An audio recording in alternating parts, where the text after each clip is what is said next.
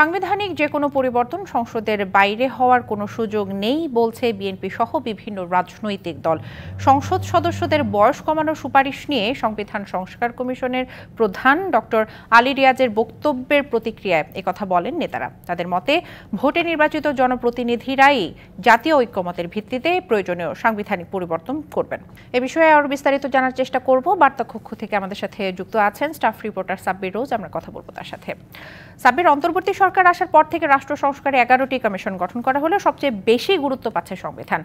Doctor Ali Riaz এরই মধ্যে তরুণ নেতৃত্ব আনতে সংসদ সদস্যদের বয়স কমানোর একটা সুপারিশ নিয়ে সংবিধান সংস্কারের কথা বলেছেন। তার আসলে কতটুকু বাস্তবায়ন সম্ভব আমাদের জানাবেন। অশেষ ধন্যবাদ দিশা। আপনি জানেন সম্প্রতি সংবিধান সংস্কার কমিশনের প্রধান আলী রিয়াজ সংসদ সদস্যদের যে ন্যূনতম বয়স রয়েছে বা যে যোগ্যতা রয়েছে সংবিধানের 66 নম্বর অনুচ্ছেদ অনুযায়ী ন্যূনতম বয়স 25 বছর এবং বাংলাদেশের নাগরিক হতে হবে। পাশাপাশি কিছু অযোগ্যতার বিষয়ও সেখানে রয়েছে। তো আলী রিয়াজের ভাষ্যমতে তিনি এটি শিথিল করার একটি প্রস্তাবনা বা সুপারিশমালা সরকারের কাছে দিবেন।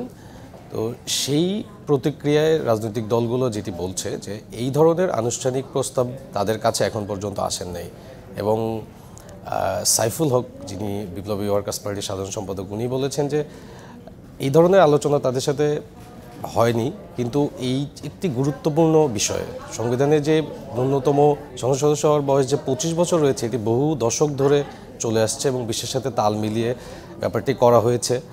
যেহেতু এটি একটি গুরুত্বপূর্ণ বিষয়, এটি রাজনৈতিক দলগুলো যে রয়েছে বা রাষ্ট্রের যে স্টেক হোল্ডারগুলো রয়েছে তাদের সাথে বসে অন্তর্বর্তী সরকার এই ধরনের একটি আলোচনা করবে এবং সবার মতামতের ভিত্তিতে একটি ঐক্যমত তৈরি হওয়ার পরে এই ধরনের যে চিন্তাভাবনা করছে বা এই ধরনের পরিবর্তন সেটি করা যেতে পারে।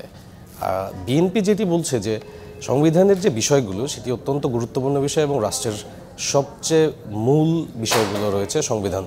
তো এই সংবিধান পরিবর্তনের বিষয় সংবিধানের বাইরে হওয়ার কোনো সুযোগ নেই। আপনি কিছুক্ষণ আগে শুনলেন বিএনপি স্থায়ী কমিটির সদস্য আমির খসরু মাহমুদ চৌধুরী বলেছেন। তো সেই ব্যাপারটাতে তারা বলছে যে একটি সুষ্ঠু ও অবাধ নির্বাচনের মাধ্যমে জনপ্রতিনিধিরা জনগণের ভোটে যারা নির্বাচিত এবং জনগণের কাছে যারা দায়বদ্ধ থাকবে সেই প্রতিনিধিরা সংসদে জাতীয় ঐক্যমতের ভিত্তিতে, জনগণের ঐক্যমতের ভিত্তিতে তারা যে প্রস্তাবনাগুলো দিবে সেই বিষয়গুলো সংসদেই হবে। তো বয়স কমানোর যে বিষয়টি রয়েছে বিএনপিও বলছে যে এটি সংবিধান অনুযায়ী হতে হবে এবং সংসদে হতে হবে। সাব্বির, আপনার সুর ধরে বলছে যে বিএনপি এবং অন্য দলগুলো, অন্য রাজনৈতিক দলগুলো বলছে যে সংবিধান পরিবর্তন হওয়ার সুযোগ নেই সংসদের বাইরে। যদি এমনটি হয় তাহলে আসলে প্রয়োজন অনুযায়ী সংবিধান পরিবর্তনে কি কি ব্যবস্থা নেওয়া যেতে পারে?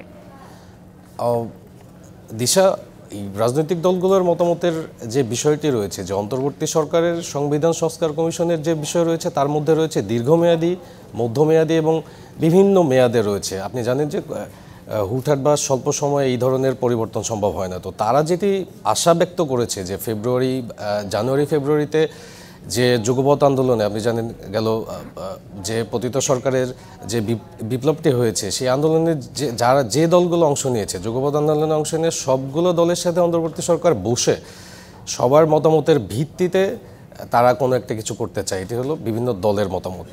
তো তারা আশা ব্যক্ত করছে যে অন্তর্বর্তী সরকার তাদের সাথে বসবে এবং তাদের মতামতের ভিত্তিতেই একটি সিদ্ধান্তে উপনীত হবে।